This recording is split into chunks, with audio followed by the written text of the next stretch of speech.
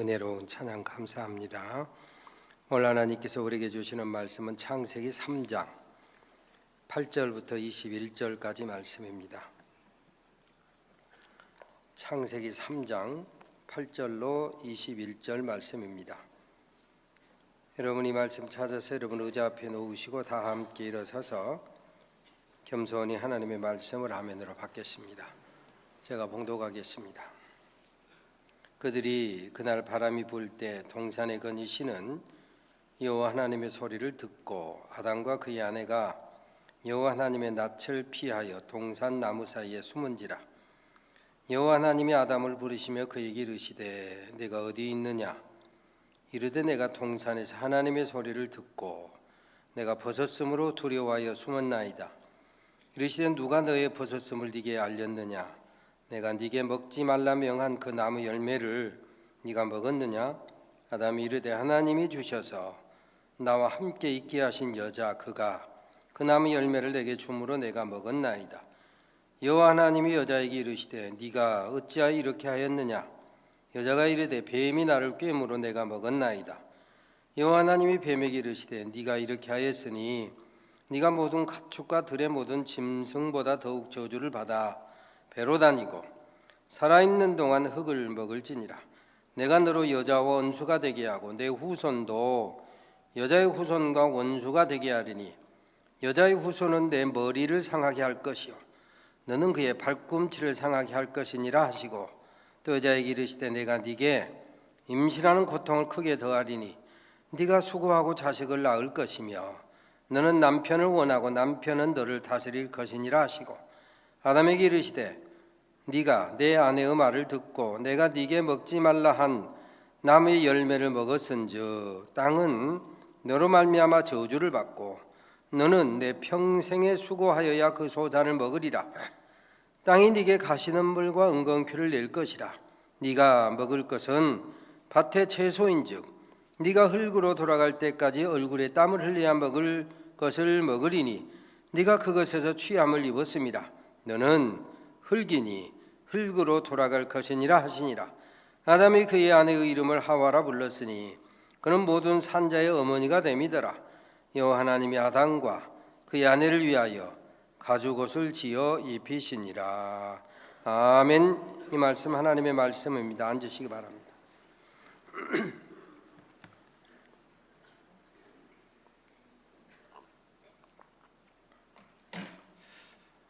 독일의 유명한 설교가이자 신학자인 틸리케라고 하는 분은 어떻게 다시 믿을 것인가, 어떻게 다시 믿을 것인가에 대해서 고민하고 기도하던 끝에 마태복음 14장에 기록된 풍랑이는 바다 위에 제자들이 괴로움 당하는 것을 보시고 예수께서 바다 위로 걸어오시는 것을 보고 베드로가 만일 주님이시거든 나도 명하여 바다 위로 걸어가게 하소서 했을 때 말씀대로 오라 했더니 바다 위로 걸어가다가 다시 바람을 보고 파도를 보고 무서워 빠져가는지라 그랬어요. 그때 주님께서 손을 내밀어 베드로를 붙들어 주셨다 그랬어요. 이처럼 주님께서 다시 손 내밀어 붙들어 주시니 우리가 다시 믿을 수 있고 우리에게 소망이 있고 우리가 하늘 천국을 향하여 달려갈 수 있다 그렇게 고백을 했습니다. 그때가 2차 대전이 이제 끝나간 이후이니까 독일로 말하면 사실은 종교개혁의 본산이 독일 아닙니까? 종교개혁의 본산인 독일에서 많은 국민들이 패전의 굴레를 쓰고 무기력해지고 우리 패전 국가다 말이에요. 패전도 좋은 일 하다가 바른 편에 서다가 패전했으면 그나마 다행인데 히틀러 같은 뚱딴지 같은 그런 놈의 그 어떤 병든 메시아 사상에 휘둘려 가지고 히틀러를 메시아인 것처럼 잘못 떠받드는 병든 신학자들, 목사들 사탕 발림에 넘어갔단 말이에요. 혹은 안 넘어갔다고 할지라도 죽음에 매여 종노릇 하는 것처럼 그 죽음이 두려워서 침묵했던 그 모든 것이 무기력해질 수밖에 없는, 우리같이 곁길 가고 우리같이 타락하고 우리같이 엉뚱한 도구 되어서 전쟁을 일으킨 나라 민족도 다시 믿을 수 있느냐? 시리에 빠진 백성들에게 주님이 손 내밀어 주시니 우리가 다시 믿을 수 있다 그랬습니다. 죄와 불순종으로 말미암아 타락하고 믿음 없을 때마다, 그러니까 바른 믿음 갖지 못하고 엉뚱한 도구가 되어서 전쟁을 일으키고 패전을 하고, 그럴 때마다 주님께서 버리시고 외면하신다고 할 것 같으면 나만 할 사람이 도대체 몇 명이나 되겠느냐. 오늘 저와 여러분도 마찬가지로 죄 짓고 불순종하고 곁길 가고 믿음에서 멀어질 때마다 주님께서 너 안 되겠다고 쳐내실 것 같으면 이 자리에 앉아 있을 사람이 도대체 몇 명이나 되겠느냐. 시인이 고백한 것처럼 여호와여 주께서 죄악을 감찰하실진대, 주님께서 저의 모든 죄악물을 현미경으로 들여다보시시 낱낱이 보시고 너 전중식이 이런 죄를 지었구나, 너 공문철이 저런 죄를 지었구나, 이렇게 일일이 따져가지고 심판하고 책망하실 것 같으면 이 자리에 와서 구원의 감격을 노래하며 감사하며 예배할 수 있는 사람이 도대체 몇 명이나 되겠느냐. 그러나 사유 용서하시고 믿음 없이 바람 파도 보고 빠져들어가는 베드로에게 손 내밀어 주신 그 주님의 은혜가 있게 우리가 다시 믿을 수 있다. 일마다 때마다 하나님의 은혜가 작동하더라 이것입니다. 그래서 우리가 소위 구원에 대해서 늘 고백할 때마다 일컫는 성경 중에 에베소서 2장 8, 9절을 보면 너희가 그 은혜를 인하여 믿음으로 말미암아 구원을 얻었다. 이것이 너희에게서 난 것이 아니요 뭐다? 하나님의 선물이다. 그렇습니다. 하나님의 은혜가 작동하고 하나님의 선물이 우리에게 임하니 우리가 다시 믿을 수 있더라 이것입니다. 고린도전서 15장 10절에도 보면 사도 바울이 나의 나 된 것은 하나님의 은혜로 된 것이니, 내가 수고하고 충성하고 믿음의 길을 가는 것 자체도 하나님의 은혜가 작동해서 오늘 내가 여기 있습니다. 이거. 오늘 본문 창세기 3장은 우리가 잘 아는 대로 인류의 타락 이야기 아닙니까? 뱀을 통해 나타난 사단의 역사, 그 시험에 실족한 아담과 하와 이야기, 인류의 시조 이야기가 거기 기록되어 있습니다. 뱀이 미혹합니다. 내가 말하는 대로 이 선악을 알게 하는 나무의 실과를 먹으면 너희 눈이 밝아 하나님과 같이 되리라. 바로 이 사단의 유혹에 장단을 맞추니 아담과 하와가 원죄의 시조가 되고 말았더라 이것입니다.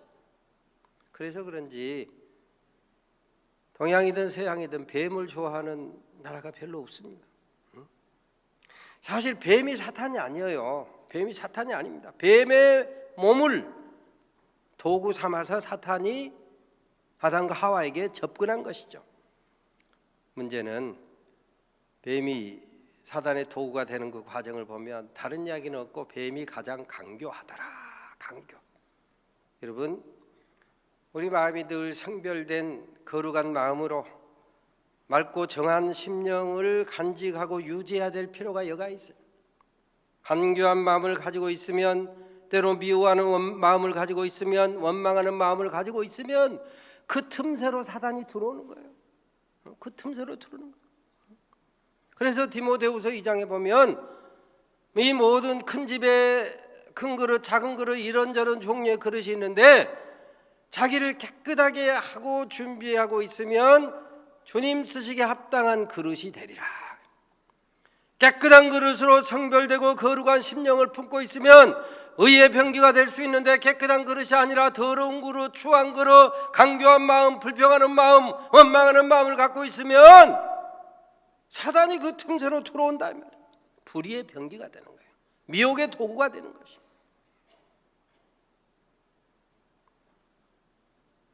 아무튼 거기 창세기 3장에 보면 뱀의 유혹을 받아가지고 하나님 먹지 말라 한 선악과를 본즉 그랬어요. 본즉 먹음직스럽고 보암직스럽고 지혜롭게 할 만큼 탐스러웠다. 한마디로 저거 먹으면 그냥 천국으로 당장에 뿅 하고 들어갈 것 같다 이 말이에요. 그래서 인류의 타락이 거기서 시작되는 것입니다. 소위 실낙원, 로스트 파라다이스, 파라다이스를 잃어버렸다 이 말이에요. 에덴에서 방출됩니다. 바로 이런 모든 계속된 인간의 죄악을 성찰한 사도 요한은 요한일서 2장에 보니까 이 세상이나 세상에 있는 것들을 사랑하지 말라. 누구든지 세상을 사랑하며 아버지의 사랑이 그 속에 있지 아니하니 이는 육신의 정욕, 안목의 정욕, 이생의 자랑에 끌려가게 되어 있다.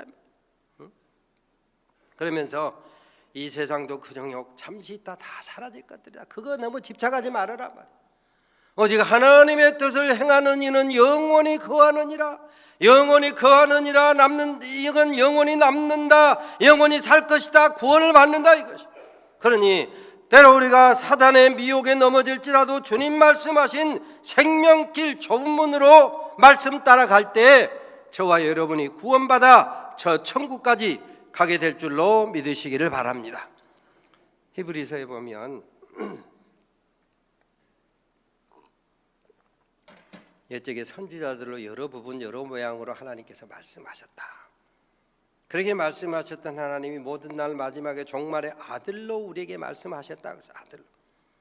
옛적에 그러니까 구약 성경에 선지자를 통해서 여러 가지 우리가 흔히 말씀하셨는데 구약하면 우리는 율법만 생각해요. 율법. 사실은 율법 속에 희미하게 복음을 다 집어넣어놨어요. 심지어 믿음의 조상 아브라함에 대해서 예수께서 아브라함에 대해서 말씀하시기를 너희 조상 아브라함이 나의 때 볼 것을 사모하고 기다리다가 보고 즐거워하였느니라 이렇게 말씀하시니까 유대인들이 야 우리가 너를 보아하니 50도 못 됐는데 몇천 년 전 우리 믿음의 조상 아브라함을 네가 언제 봤냐 그래. 아브라함이 나기 전부터 내가 있느니라. 그러니까 믿음의 조상 아브라함은 희미하게 메시아 올 것을 바라고 기다리고 사모하다가 보고 기뻐하고 감사하고 믿음의 길을 갔다 이 말이에요.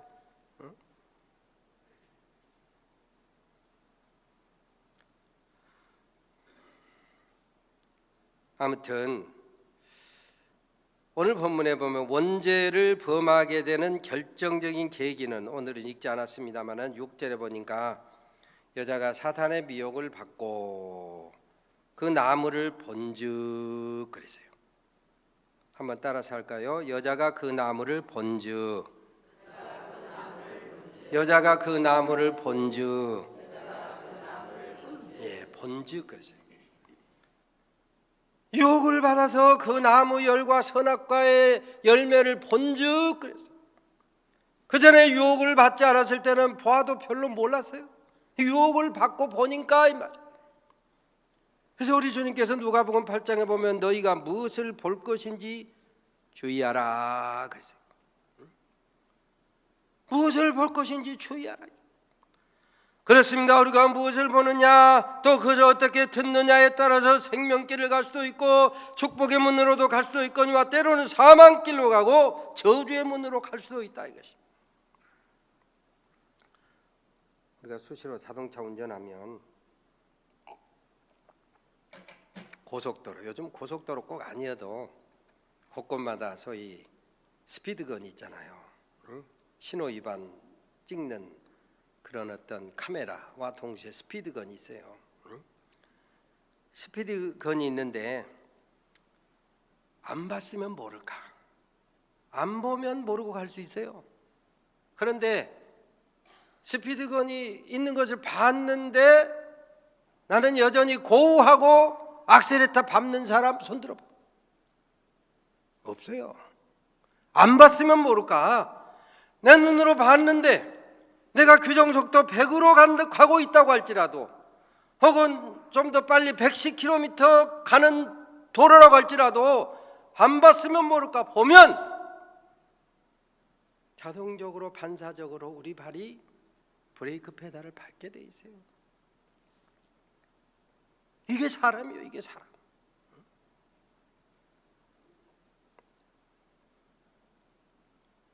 그래서 우리 주님께서 무엇을 보는지 주의하라, 어떻게 들을 것인지 조심하라. 제가 몇 년 전에 산티아고를 한 1000km 걸었지 않습니까? 여러 재미있는 길들이 있는데 한참 걷다 보니까 이제 반드시 걸어가야 할 그 길에 구조물이 있어가지고, 전신주 같은 거 있어가지고 이렇게 사람들이 약간 그게가 이렇게 낮게 돼 있더라고요. 거기에 뭐라고 써졌냐면 Be careful your head 그랬어요. 머리 조심하라 이거야. 머리 조심하라고. 서양 사람들은 키가 크잖아요. 180 전후. 나는 불과 160인데 머리 하나 차이가 있지 않습니까? 그 사람들을 중심으로 해서 Be careful your head요. 나는 사실은 그냥 가도 되는데, 아무 걱정 없는데 Be careful your head 그러니까 나도 고개를 숙이고 가는. 이게 사람이라니까. 이게 사람. 안 봤으면 모를까 보면 자연스레 고개가 숙여지게 돼 있다.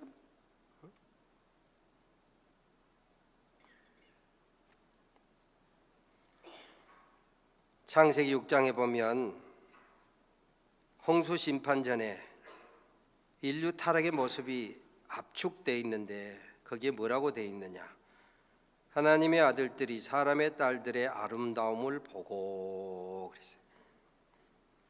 하나님의 아들들이 사람들의 딸들의 아름다움을 보고, 뭐 여기서 하나님의 아들들이 누구고 사람의 딸들이 누구냐 그냥 복잡하게 우선 그 생각할 것 없어요. 요점은 하나님의 아들들, 소위 자녀, 믿음으로 살아간다고 하는 사람들이 세상에 믿음 없는 자녀의 아름다움을 보고 아내를 삼은지라. 보고 삼은지라.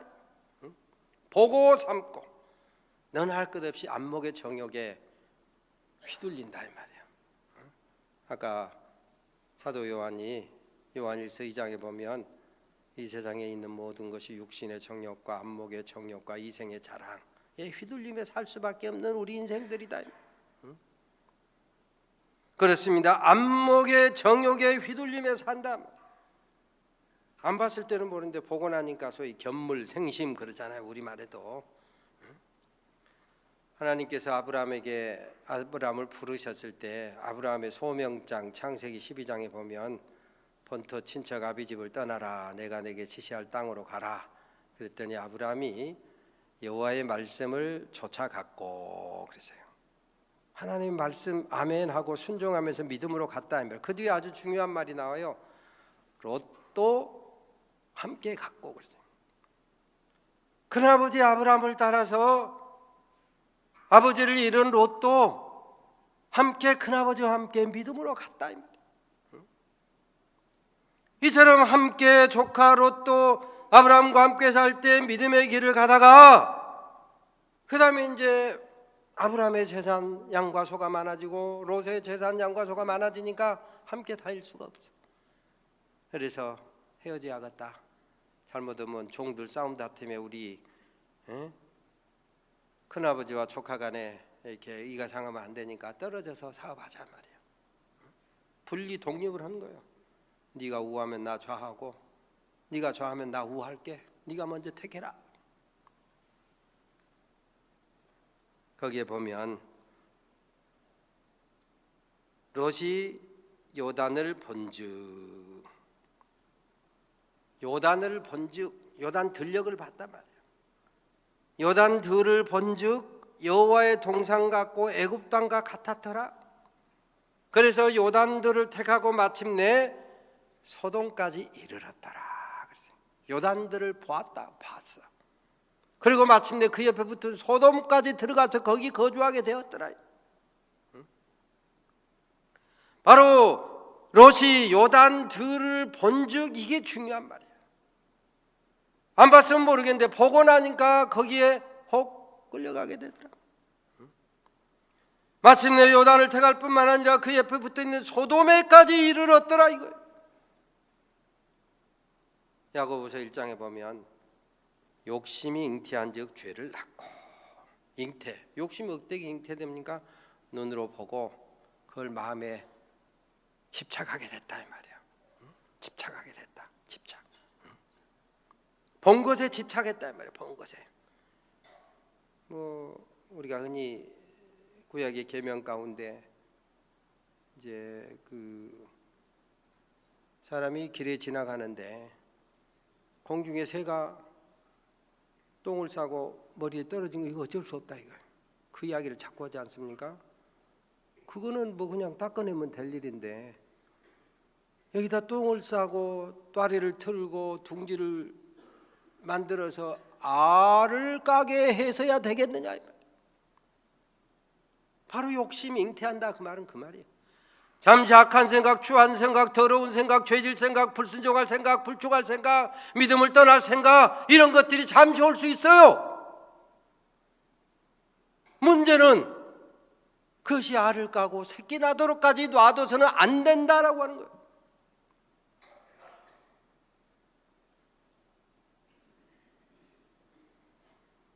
롯이 요단을 본즉 여호와의 동산 같고 애굽 땅과 같아서 요단을 택하고 마침내 소돔까지 이르렀는데, 하나님께서 아브라함에게 말씀하잖아요. 똑같은 상황인데 너는 동서남북을 바라보라. 믿음의 눈으로 약속을 바라보라. 내가 너에게 약속했던 이 모든 언약의 축복에 대해서 믿음의 눈을 떠서 약속을 바라보라. 주님의 눈을 가지고 세상을 보는 그런 안목을 가져라 이거예요. 마태복음에 우리 주님 말씀하신 것처럼 눈은 몸의 등불이니 네 눈이 성하면, 그러지 않았습니까? 주님 보는 방향에서 보고 주님 보는 그런 눈으로 같은 눈이 되어서 세상을 보면 이 말이에요. 내 몸이 밝아질 것이다. 그 말은 발광체가 된다는 말이 아니고 우리 인생이 밝아진다. 반대로 주님 보는 쪽에서 보지 아니하고 주님 보는 것하고 반대쪽에서 보고 주님 생각과 다르게 보면 내 몸이 어두워질 것이다. 인생이 어두워진다. 죄악의 나락에 빠지게 된다. 죄와 불순종으로 말미암아 먹지 말라던 선악과를 먹으니 아담과 하와가 사탄의 말처럼 하나님과 같이 되었나요? 아니요. 쓸데없는 거 보는 눈이 밝아졌어요. 흠을 보는 눈, 티를 보는 눈, 실수를 보는 눈, 문제를 보는 눈, 따지기를 좋아하는 눈. 물론 우리가 비판 의식을 가지고 지혜롭게 분별은 해야 되겠지만 일마다 때마다 부부간에도 그렇고 친구간에도 그렇고 동역자간에도 그렇고 회원간에도 그렇고 일마다 때마다 잘못한 것만 내 눈에 보이면 그 사람의 잘못이 문제가 아니라 내 안에 죄가 있는 거예요. 내 안에 교만이 싹트고 있다 이 말이에요. 그걸 자기는 옳다고 생각해? 아니요. 내 안에 죄가 들어와서 사단이 지금 미혹을 오고 있는 거예요. 그러니까 분별은 필요하지만 일마다 때마다 저거 못마땅하고 잘못하고 실수하고 곁길 가고 이것만 보이면 그 사람 문제가 아니라 내 문제라니까. 내 문제, 내 안에 죄가, 교만이 따리를 틀고 있는 거예요. 그래가지고 그 눈으로 보니까 부끄러운 것만 보이고 있는 거예요 지금.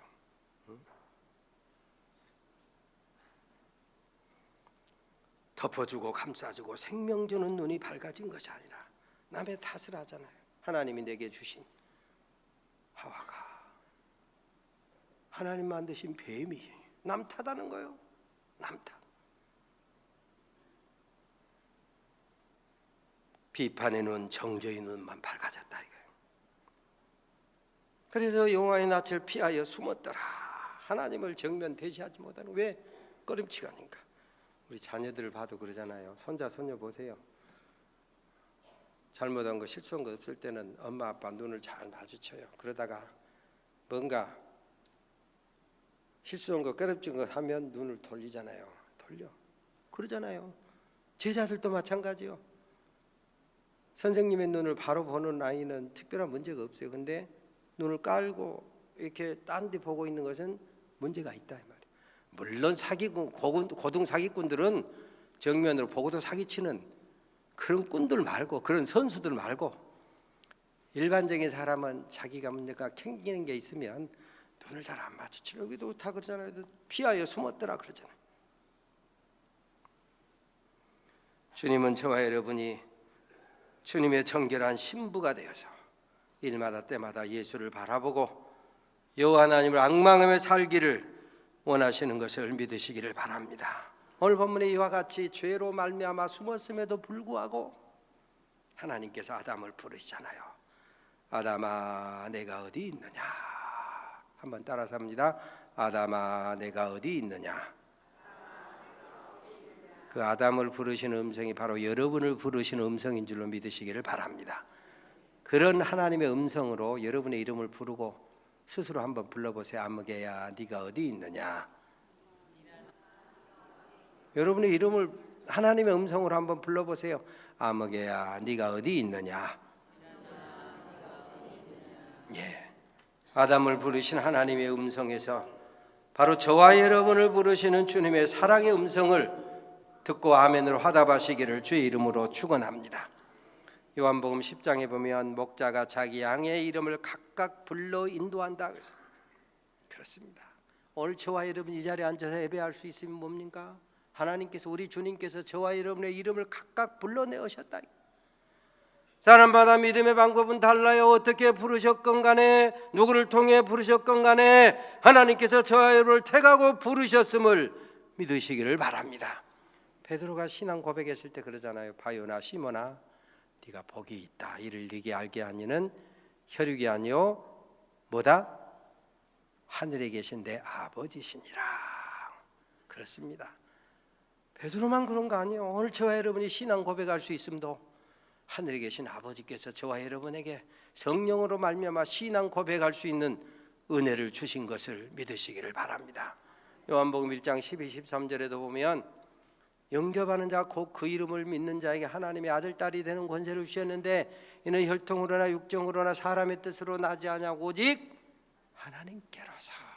하나님이 저와 여러분에게 예수 영접하고 예수를 주로 불러서 하나님의 아들 되고 딸 된 권세를 주셨음을 믿으시기를 바랍니다. 김춘수 시인의 꽃이라고 하는 시에 보면 내가 그의 이름을 불러주기 전에는 그는 다만 하나의 몸짓에 지나지 않았다. 내가 그의 이름을 불러주었을 때 그는 나에게로 와서 꽃이 되었다. 그랬어요. 내가 그의 이름을 불러주었을 때 그는 나에게로 와서 꽃이 되었다.